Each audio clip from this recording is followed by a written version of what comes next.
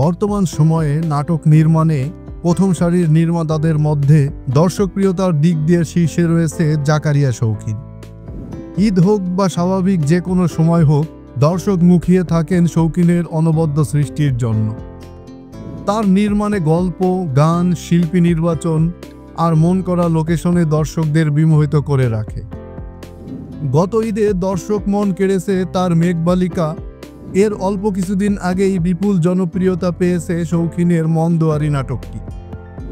এছাড়া কমপক্ষে গত ১.৫ দশক ধরে ছোট পর্দার দর্শকপ্রিয় নাটক মানেই হয়ে দাঁড়িয়েছে জাকারিয়া শৌখিনের ব্যতিক্রমী হৃদয় ছোঁয়া সৃষ্টি।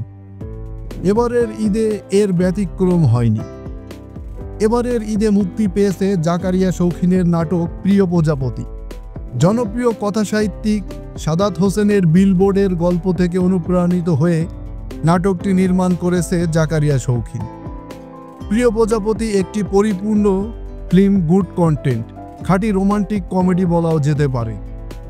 তিনি বলেন, সাদাত হোসাইনের লেখা আমার ভালো লাগে।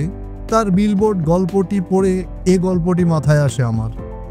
তাই বলা যায় বিলবোর্ড গল্পের অনুপ্রেরণায় নতুন গল্প প্রিয় প্রজাপতি।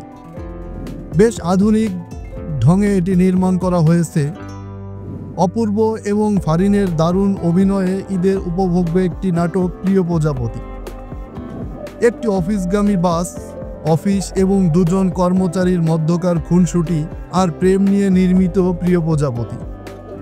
গল্পে দেখা যাবে মুগ্ধ, খুবই অলস প্রকৃতির একজন মানুষ সবসময় অফিসে লেট করে। তাকে সোজা করার জন্য অফিস তারই সমকক্ষ একজনকে নিয়োগ দেয়। প্রজাপতির উপস্থিতি পাল্টে যেতে শুরু করে মুগ্ধ। নাটকে গান লিখেছেন সোমেশ্বর আলী। প্রজাপতি এনে দিতে পারি, তুমি কি পড়বে খোপায়, এমন কথায় গানটি সুর ও সঙ্গীত করেছে জাহিদ নীরব আর গেয়েছেন জাহিদ নীরব নিজেই, এবং তার সঙ্গ দিয়েছে আতিয়া আনিশা। বসুন্ধরা টিস্যু পরিবেশনায় ঈদের নাটকটি নির্মাণ করা হয়েছে।